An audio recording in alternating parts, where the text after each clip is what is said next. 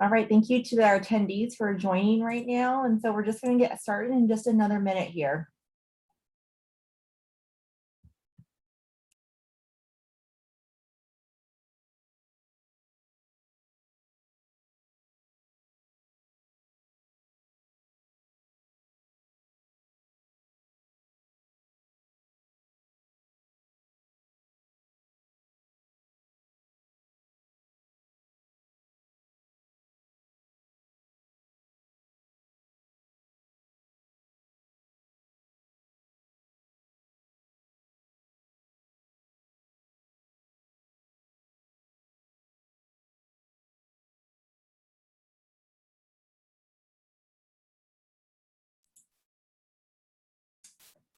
All right, so we're going to go ahead and get started. We do have a full session ahead of us here. So welcome to UC Center Sacramento's Undergraduate Research Showcase. We are so proud of the amazing work that our students have accomplished this term. So especially in the unprecedented times that we're in, and we're so thankful to all of our wonderful internship host sites and supervisors. The format today will be that each student will present. After the student presents, we will take one question from their internship host site. If there isn't a question from their internship host site, then we will turn the question over to our academic team. We will have an open Q&A at the end of the session as time permits. And with that, we'll go ahead and get started with our first student, Evan Arguen, who this term interned with the Office of California State Governor Gavin Newsom's office. Thank you, Cindy. All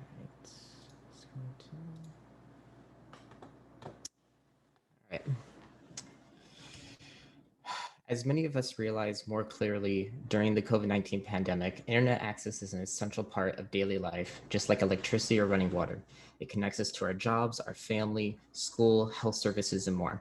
However, adoption of broadband internet is not equitably spread out in California, and the state is struggling with the digital divide. For my research project, I wanted to create a time analysis that shows the racial disparity in broadband adoption over a period of 13 years and determine if household income has a direct correlation to increased adoption. My hypothesis is that as median household income has increased in California, there's been a correlated increase in broadband adoption. For my research design, I used survey and census data to create a time analysis of broadband adoption and median household income over a period of 13 years from 2008 to 2021 for African American, white, and Latinx households. My independent variable is the median household income for African American, white, and Latinx households, and my dependent variable was the percentage of adopted broadband in household by race. What I found when correlating income and broadband through the time analysis was there was a moderate to very strong correlation to income. The strongest of these correlations was the Latinx households, which were both well below the state broadband adoption average and the median state income.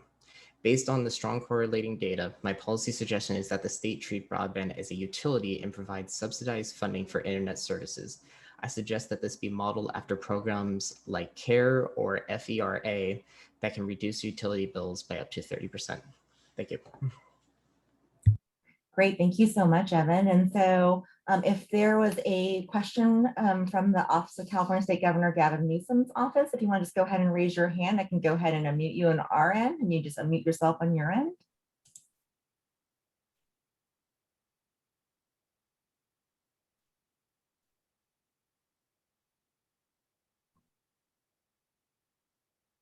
All right, and if not, we'll go ahead and turn the question over to our academic team.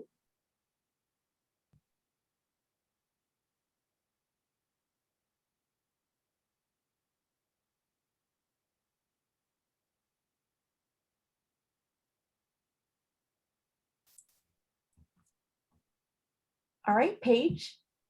Hi, Evan. I love your presentation. Can you talk more about that last bullet in your conclusion about sort of Black households having a sort of a weaker relationship in your data? Is that something you weren't expecting? And where would you take that research next?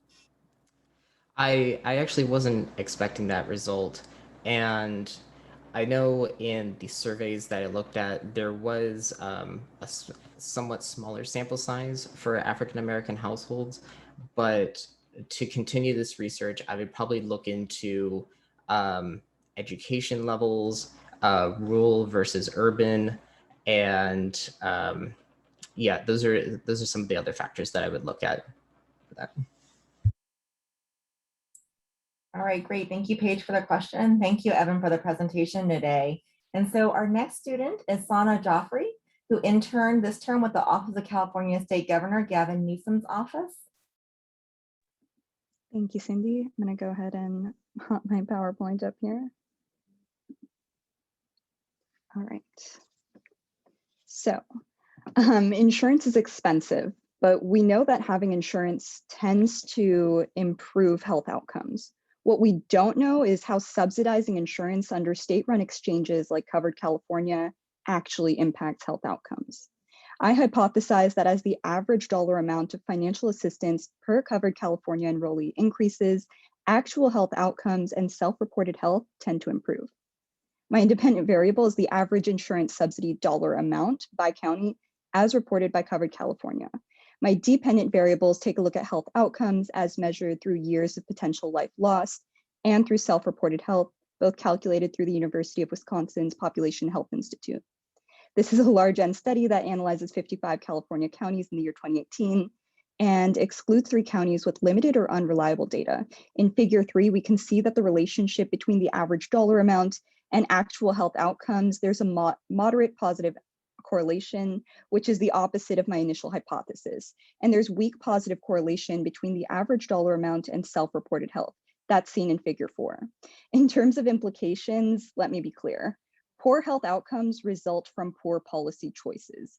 Given our ability to track health outcomes in terms of quality and quantity of life, we may be able to use data to more appropriately allocate subsidies to increase access to healthcare in areas with worse outcomes.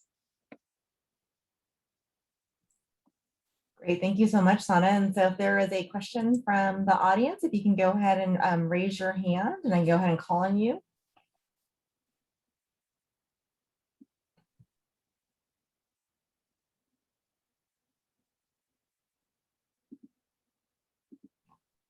All right, and then if not, a question from the academic team. All right, Professor Pantoja. Hi, Sana. Great job on your presentation. I was wondering if you could just explain what that self-reported health was measured as. Like, what was it based on surveys? Yeah, so there are a couple of surveys that are put out, and I do want to preface this with a lot of social scientists consider self-reported health to be a pretty accurate indicator of overall quality of life. So if I report I'm feeling poor health, we consider that to be an accurate measure. As for the actual results, that is the University of Wisconsin's Population Health Institute. They put out a couple of surveys and also pulled from publicly available data. Thank you. Great, thank you, Professor Pantoja, for the question, and thank you, Sana, for the presentation today. And so our next student is Louis Pagat, who interned this term with the Office of California State Governor Gavin Newsom's office. Good afternoon, everyone, and let me just share my screen. Okay. Every student is entitled to an optimal learning environment with minimal distractions. Many public schools throughout the country have turned to uniforms to combat clothing-related issues that are impeding on their students' paths to success. For my research project, I asked, does district-wide uniform requirements generate better student outcomes and promote better student behavior? I hypothesized that students from the school district with uniform requirements will have more proportion of its students meeting or exceeding standards on state assessments, higher graduation rates, as well as lower suspension and expulsion rates in comparison to students coming from the school district without uniform requirements. To test my hypotheses, I employed a comparative case study of 2 school districts from Southern California, one with and one without school uniform requirements. I examined district-level data on student performance, outcomes, and behavior from the Education Data Partnership and the California Department of Education. Upon analysis, the school district that implemented a district-wide uniform requirement had a higher percentage of their students meeting and exceeding standards on state assessments and higher graduation rates relative to the school district without uniform requirements. Intriguingly, the school district without uniform requirements had significantly lower suspension and expulsion rates in comparison to the district with uniform requirements, which runs in contrast to what I hypothesized primarily about student behavior in that particular district. Based on the foregoing results of my study, I believe that policies that would incentivize school districts to adopt district-wide uniform requirements can be beneficial for students in terms of their academic performance and outcomes. Thank you. All right, thank you so much for that great presentation. And so if there is a question from the audience, and we do have one from Brittany. Hi, I was wondering, is there a particular reason as to why you picked those two school districts that you studied for your research? Sure, thank you so much for that wonderful question. I basically picked Long Beach Unified School District as one of the key districts of interest for my study, as it was the first school district in the state of California to adopt and implement a district-wide uniform policy for all of its students, starting in the 1994-1995 school year. And my thought process in choosing Los Angeles Unified School District to compare with Long Beach was that, one, Los Angeles Unified School District had no district-wide uniform requirements in place, and two, Unified School District had a similar yearly average racial composition as Long Beach from the years 2014 to 2018. And lastly, Los Angeles Unified School District was similar in median household income as Long Beach Unified School District from those same years. It's important to note, though, that although both districts are different in terms of their enrollment numbers, the steps that I took in ensuring that the districts were similar in demographics mitigated any potential effects student enrollment can have on my findings. And that from a research standpoint, controlling for racial composition and median household income limited any confounding variables that can skew my results. Thank you. Thank you. Thank you, Brittany, for the question. Thank you, Lois, for the great presentation today. And so our next student is Emma Toliver, who interned with the Office of California State Governor Gavin Newsom's office. Thank you, Cindy. Let me just pull up my presentation.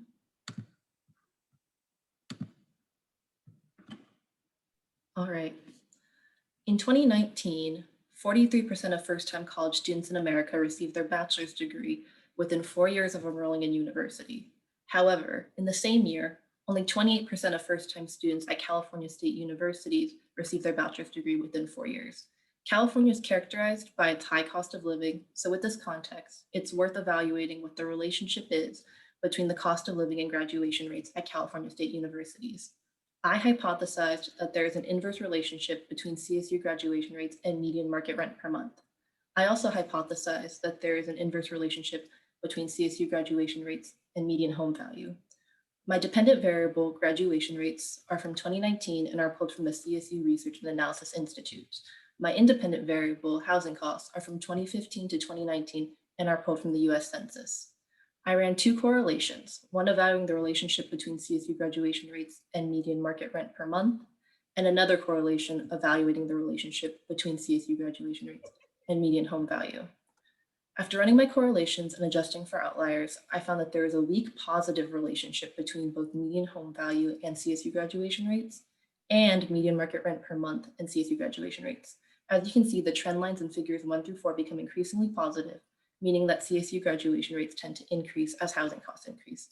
Therefore, I'm led to conclude that neither hypothesis was supported, and I would recommend that the CSUs work with local community-based organizations to address consumption-based material hardship, such as food and clothing insecurity in CSU students at the campus level. Great, thank you so much, Emma, for a great presentation today. And so if there was someone from the internship host site office that would like to go ahead and ask a question, you can go ahead and raise your hand.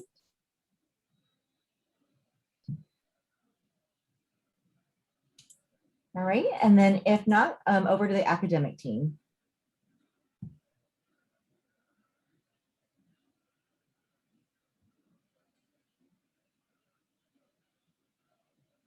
All right, we'll go with Kim Bashan. Hi, hi Emma. Thanks so much for your presentation. I'm wondering what you think, based on how many students ended up moving home or to different places outside of their university due to the pandemic. I'm wondering what you might think, just based on your own thoughts about how that might affect graduation rates now that students are housed elsewhere. Hi, Kim. Thank you for that question. So my research project looked at 2019, and I chose that year intentionally to sort of avoid getting results that were affected by the pandemic. Currently, I'm unsure what the effects of housing costs would be on graduation rates because of the pandemic, because there's also so many other confounding factors, including like other financial situations. For example, certain students just could not afford to attend college during the pandemic, or certain students, it wasn't the best option for them to attend college during the pandemic. So ultimately, I'm unsure what exactly the effects of the pandemic has been on college graduation rates during this time. More specific to your question regarding housing costs, I would assume that for some people, this has been really good for them, that they've been able to save money and stay at home. Personally, in my experience, I was able to stay at home this year. I didn't live in Davis. I lived at home and was able to save money that way. So I would assume that the case would be similar for other students in the CSE system.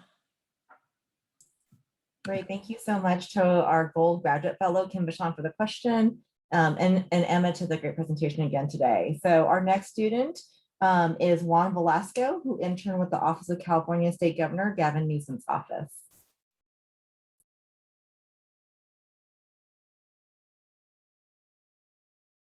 Hi, thank you, Cindy. Let me go ahead and share my screen. All right, thank you everybody for coming here today. I'll start now. The PPIC finds that California ranks top 10 in community college enrollment after high school, but bottom 10 in enrolling to a four-year institution. I investigate why some community colleges are better at enrolling students to a four-year institution than others. I predicted that those community colleges that offer more support to their students for transfer have a higher transfer rate than others. I perform a large end study by looking at data from 50 randomly selected California community colleges. Then I created an index to measure the following independent variables: number of transfer workshops and number of transfer classes offered by the transfer centers, and how many ADT degrees each college offered to be transferable to a CSU. I find that there is a strong positive correlation between the independent and dependent variables in all four of my graphs. Specifically, I find that community colleges that have a transfer center that offers more than 8 workshops, more than 2 transfer classes, and an ADT program that offers at least 17 or more ADT major degrees have a better transfer rate than those that do not. Those colleges with a higher index score have a higher performing transfer center and offer a variety of transferring degrees, which leads to a higher transfer rate for students to four-year institutions. Policy suggestions I recommend to policymakers in the state is to increase funds for more transfer workshops and seminar classes, and funds for more ADT degree focused pathways offered by community colleges. Great, thank you so much, Juan, for your presentation today. And so if there is a question from the audience from the internship host site, if you want to just go ahead and raise your hand. All right, Emily Patterson. Hi, thank you so much for your presentation, Juan. I had a question for you. Fantastic presentation. Kind of piggybacking off the last question, given the pandemic, I was wondering if you'd given any thought or got any research about how maybe like digital versions of these transfer classes could be helpful to increase transferring to four-year universities. I know at community colleges, scheduling can be an issue. So did you find any information about that, or do you have any thoughts on that? Yeah, thank you so much for your question and taking time to come to our presentations as well. I specifically focused on year 2019 data, but when I was looking at the community college websites for all 50 of them, I did find that workshops and classes were still being offered online with online versions. But my data does not reflect such, since I was looking at 2019 data.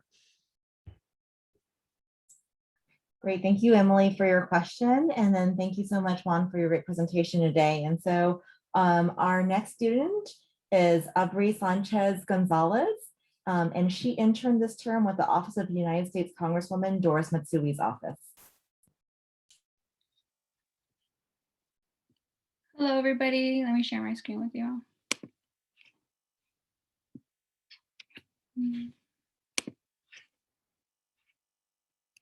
Okay, hold on.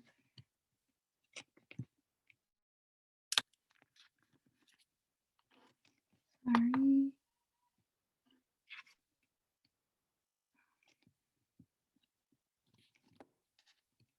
Okay, sorry about that. Okay.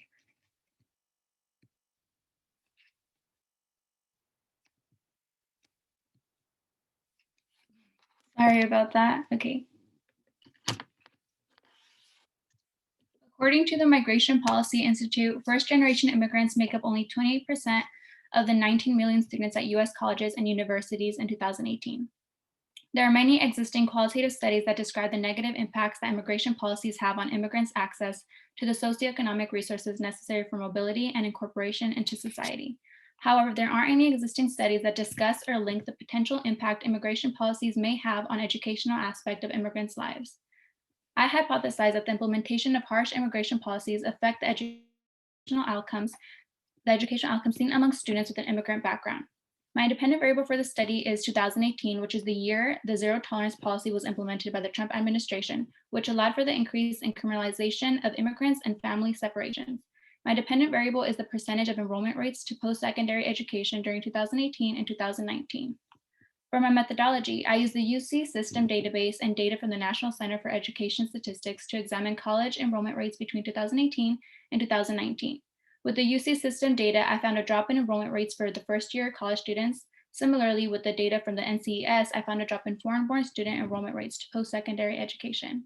These findings point to the need for further research on whether and how immigration policies are creating educational disparities among students with an immigrant background. The US should implement policies that will assist students with an immigrant background by promoting their well-being and proper integration into society. In addition, more money should be allocated to funding tutoring and mentoring services for immigrant students in high school. This would increase the enrollment rates to post-secondary education. Thank you. Great, thank you so much for that great presentation. And so if there was a question from the internship host site, raise your hand. All right, and then if not, over to the academic team.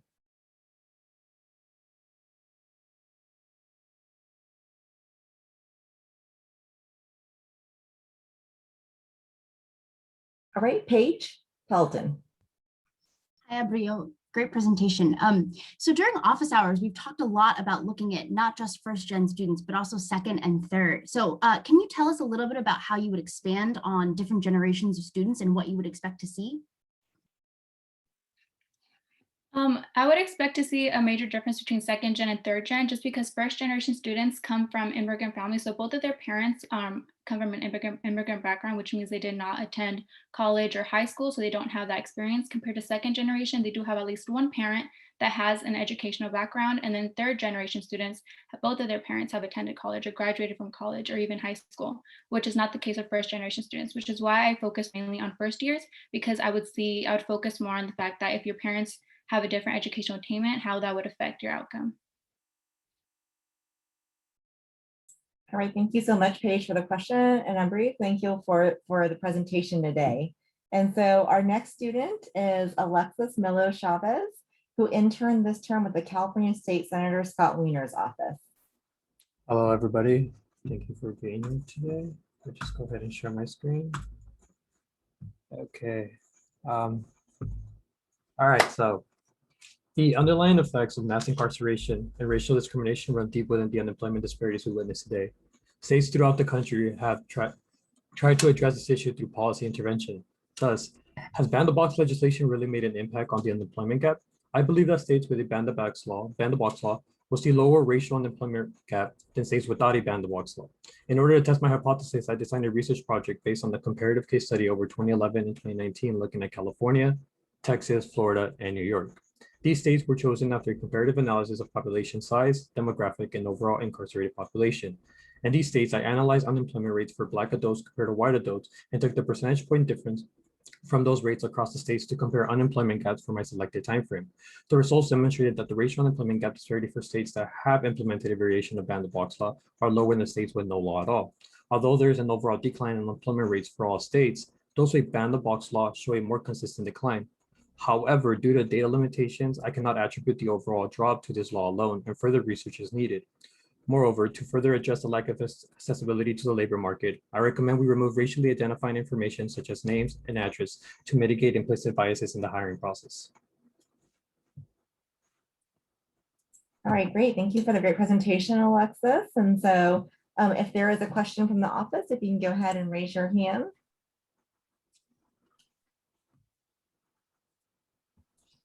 All right, Krista Pfefferkorn. Hi, thanks. Hi, Alexis, Milo. Hi. So I think they actually just passed a bill off the floor this morning that did more with like record expungement. And do you think there's any other legislation? I know you mentioned names and race, but any other legislation that we could look at that you think would help improve the unemployment rate? Yeah, cool. So thank you, Crystal, first of all, for being here, and thank you for the question. I believe that beyond like the incarcerated population, I feel like since that's kind of what I focus on, I believe that if we were able to provide some sort of pathway after incarceration towards educational attainment, I believe that educational attainment alone would better the odds of them being able to receive a job after and create some sort of stability in their lives that would prevent them from reoffending again. And did you study which states had more educational programs in their prison system? Did that make an impact? Yeah, I mean, that's not something that I looked at specifically for this research project, but I mean, for further research, I would look at educational attainment because prior to doing incarceration, I was actually looking at how the educational attainment actually affected the unemployment rate. And I found that, higher levels of educational attainment led to lower rates of unemployment for Black adults. Great, thank you. All right, great. Thank you so much, Krista, for the question. And thank you, Alexis, for the good presentation today. And so our next student is Diana Alberkian, who interned this term with the Sacramento City Council member, Rick Jennings' office. Thank you so much, Cindy, and thank you everyone for being here. Share my screen quickly. Let's see. Okay, perfect. In December of 2020, Governor Gavin Newsom issued an executive order barring the production and sale of new gas vehicles by 2035 in hopes of increasing the number of zero-emission cars being bought. While this goal is commendable, there are still issues that need to be addressed by the state in order to ensure that the policy is effective in all California counties. By conducting a case study on the median income and number of charging stations within each county, I hypothesized that areas with an average annual income exceeding 70 grand and zero emission chargers that are proportional to population size will have the most electric vehicle ownership within the state. My independent variables are median income and the number of charging stations per county. My dependent variable is the number of registered electric vehicles owned. Using data from the United States Census Bureau, the Department of Motor Vehicles, and the California Energy Commission, I was able to compare the number of electric vehicle population sizes in all 58 counties in relation to their economic background and access to chargers. As can be seen in figure 2 right here, while there is a defined relationship between the number of charging stations a county has and the number of electric vehicles owned within the area, the same cannot be said for median income. The data shows that there is a greater importance for counties to have the infrastructure to support electric vehicle ownership and that having charging stations is a great priority for consumers. The correlation implies that increasing access to chargers may incentivize people to support more electric vehicle ownership within their counties. Thank you so much, Diana, for a great presentation. And so for the internship website here, I have a question from Dennis Rogers. Hi, that was wonderful.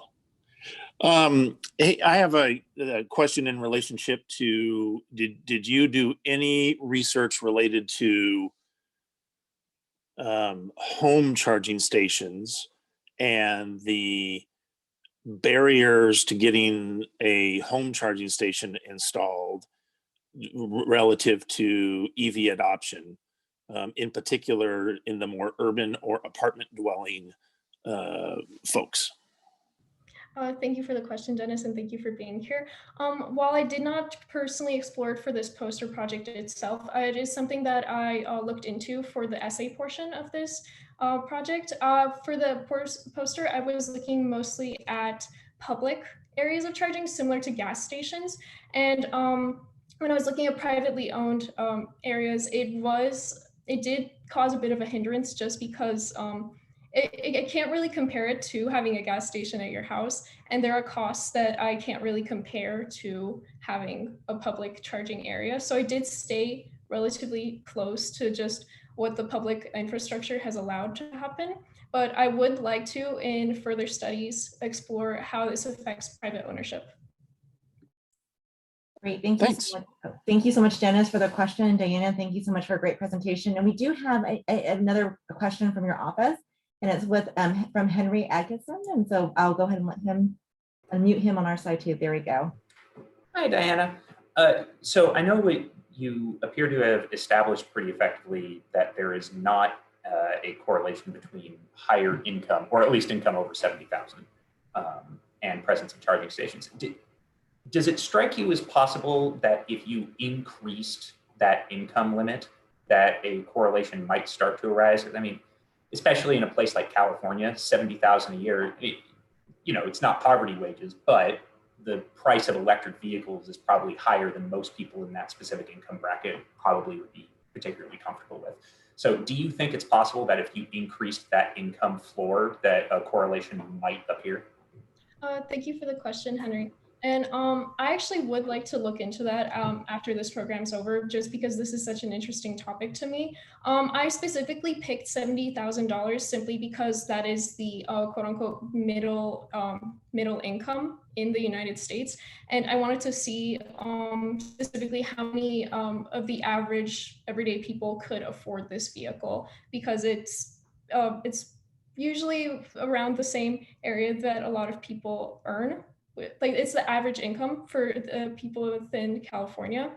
But I would like to increase the income next time, simply because I would like to see if this is a quote unquote affordable vehicle for the average person. Great, thank you so much, Henry, for the question. And thank you, Diana, for the great presentation today. And so our next student is Emmanuel Yu Young.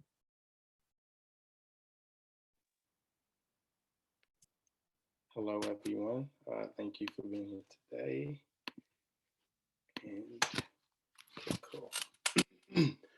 The Oakland Unified School District is currently experiencing a $35 million budget cut, which according to teachers, principals, and parents is deemed significant.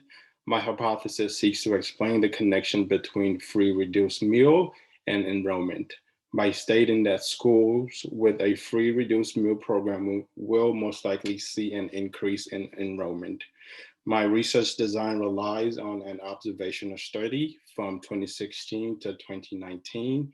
My independent variable is free/reduced meal, and my dependent variable is increased enrollment. Data for this research was taken from the Oakland Unified School District and the California Department of Education. My findings for this research suggest that there seems to be a positive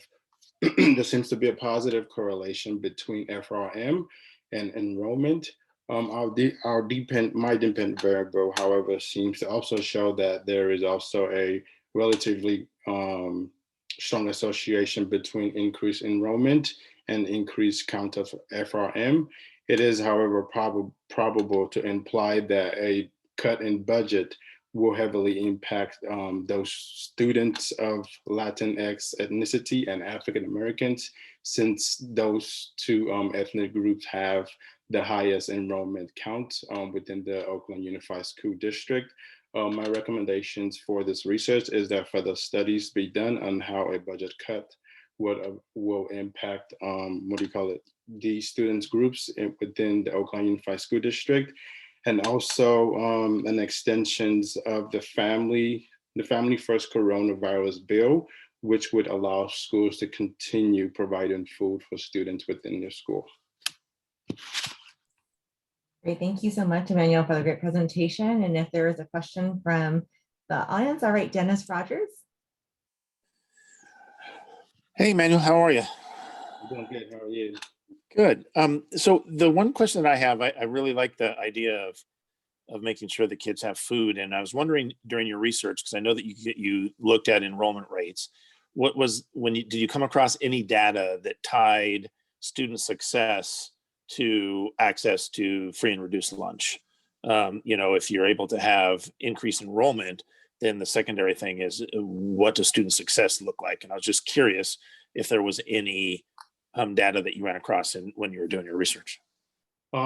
Yes, that is a great question, by the way. But I did not look for that that the impact, high in or an increase in enrollment would have in academic studies and stuff like that.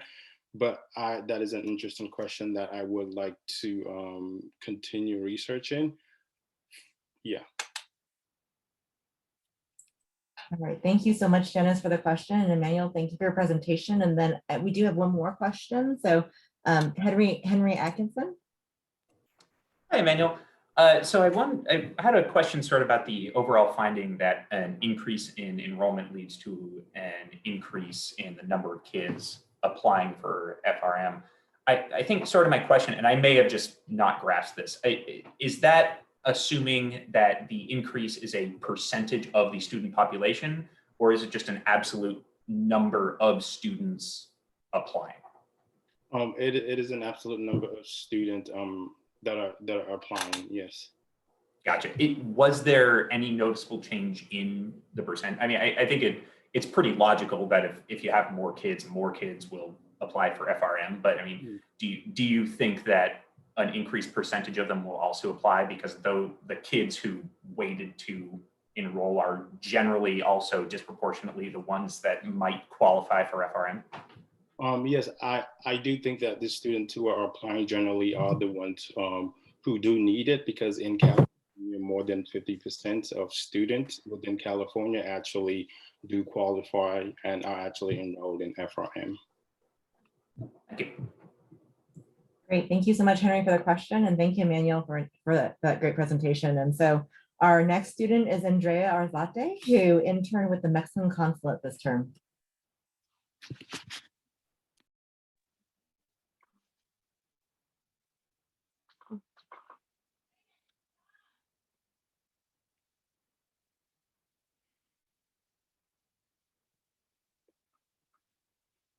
Sorry, just 1 second.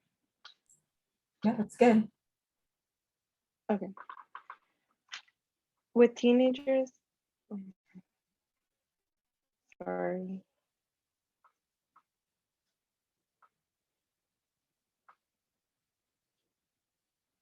With teenagers' reliance on technology, they do not know a life without their phones, social media, and the detrimental effects that they cause. So the question here is, are teens who spend more time on their phones and social media more likely to suffer from mental illnesses? And is it different for boys and girls depending on their race and ethnicity? I hypothesize that ethnic teenage boys and girls are more likely to indicate depression and anxiety than non-ethnic teenage boys and girls due to the number of hours that they spend looking at their screen and on social media per day. Data from Monitoring the Future, a continuing study of American youth, 8th and 10th grade surveys, 2019, where they surveyed these teens, asking them questions about how many hours per day they spend on their phones and if they feel anxious to indicate if they are depressed. The independent variables are ethnic and non-ethnic teenagers spending time on screens and social media, and the dependent variables here are their feelings and signs about depression and anxiety. Research shows that ethnic teenage boys and girls spend more time looking at a screen and on social media on a daily basis.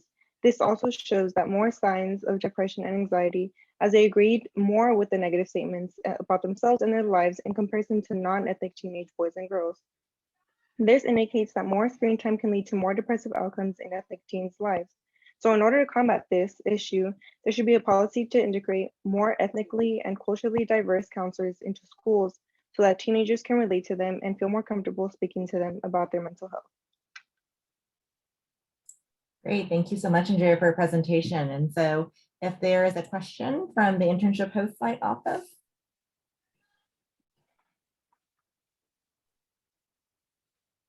And if not, we'll go ahead and take a question from the academic team. All right, Professor Pantoja. Hey, Andrea, great job on your presentation. Can you explain why you expected there to be a different impact of social media use by race and ethnicity?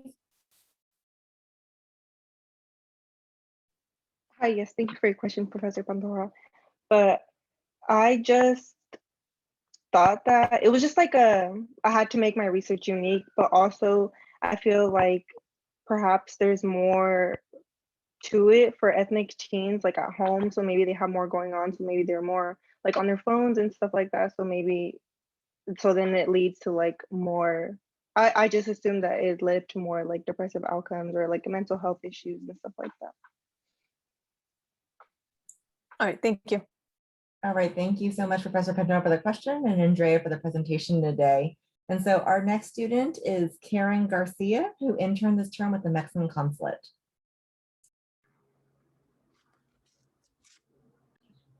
Hi, everyone. I'm going to share my screen.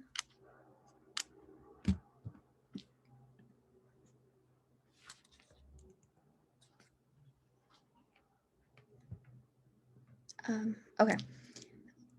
It is no secret that children of immigrants will continue to play a crucial role in our nation's social and economic future. We can vividly see the recent increases in immigration population and the shift in ethnic racial composition of the United States. And that is why I wanted to find what factors contribute to the success rate of an immigrant children's education. And I hypothesized that the characteristics of immigrants, such as parental socioeconomic status, education attainment, and language barriers that they face here in U.S. schools, explain most of that variation in post-secondary education attainment compared to those of U.S.-born parents. I collected the number of children of immigrants currently in the U.S. from the Migration Policy Center and compared to different factors that may contribute to a child's success between children of foreign-born and U.S.-born parent, such as income level, education, and language spoken at home. And then I collected the number of children who pursued a post-secondary education compared to those parents that are U.S. born. And I also compared the post-secondary education between generations. And I found that the number of students who were a part of the second generation grew by 131% between 2000 and 2018 that went into post-secondary education. And I also found that the number of foreign-born parent children who pursued post-secondary education was lower. In 2018, 19 million enrolled in post-secondary education and 5.3 million of them were children of immigrants. And I concluded that these challenges I stated before previously are what causes this disparity in enrollment. However, further research needs to be done to determine the increase from first generation to second generation and third generation. And I suggest that we provide more funding for underrepresented schools that will help diminish this gap through smaller ways, such as food security, language and culture inclusive programs and college readiness programs. And at a larger scale, I suggest that making post-secondary education financially accessible. However, we should further research as well to determine if this is a factor that stops them from attending college. Great, thank you so much for the great presentation, Karen. And so we're going to go over to the audience if there is a question from the internship host site. All right, and then if not, a question from the academic team.